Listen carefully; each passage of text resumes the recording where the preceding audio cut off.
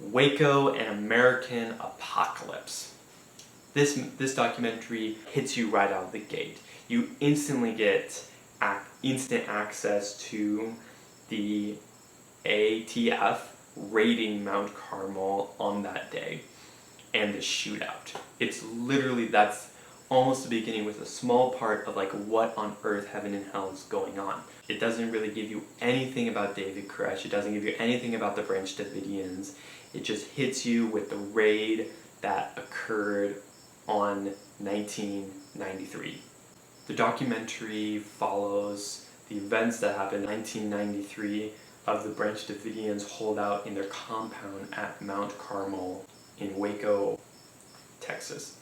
The Branch Davidians were led by a young man of 33 called David Koresh, and the original charges for the ATF to raid or to seize in disguise this compound was because of the illegal act of acquiring weapons and even converting semi-automatic weapons to automatic weapons.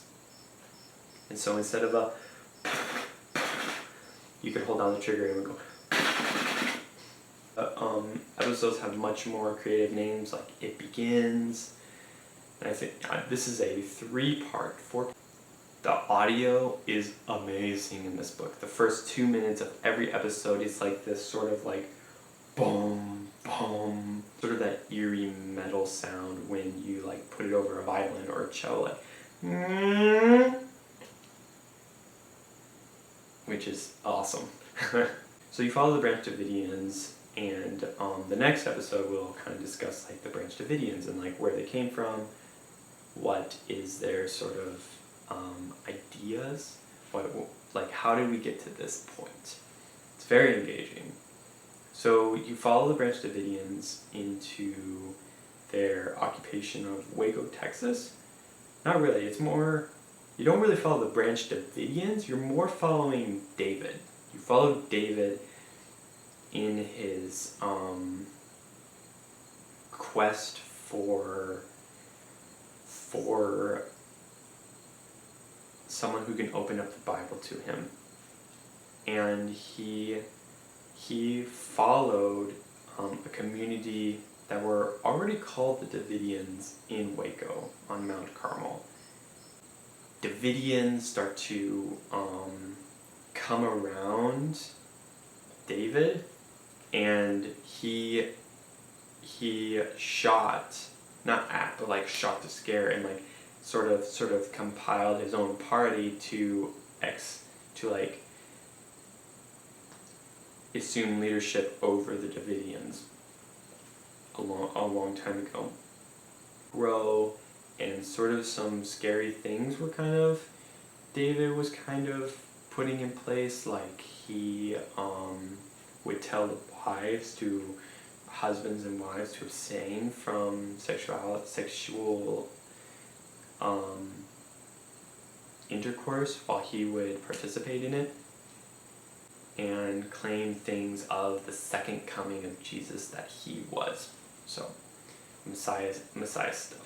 The whole episode follows, the entire documentary mostly follows 1993 and the tragic burning of all the Davidians except a handful of children and adults. The compound burned down for an unknown reason, even to the Davidians themselves. You get to see several of the Branch Davidians. Several of the Branch Davidians are in the interviews by Special Forces and several other officials who were there and who were actually on the raid of 1993. The interviews, oh my goodness, all the interviews was done in this like sort of like abandoned, like old, almost like an old an old school or a really old like factory. It was all gray in the back. It was like sort of cool lighting. The room was bigger or smaller. There was like a ladder or a lamp, cabinet or boxes. It was really, really cool. That was really, really cool. It all had like a consistency but an inconsistency. The interviewees was also an interesting part because you got to hear the Davidians themselves.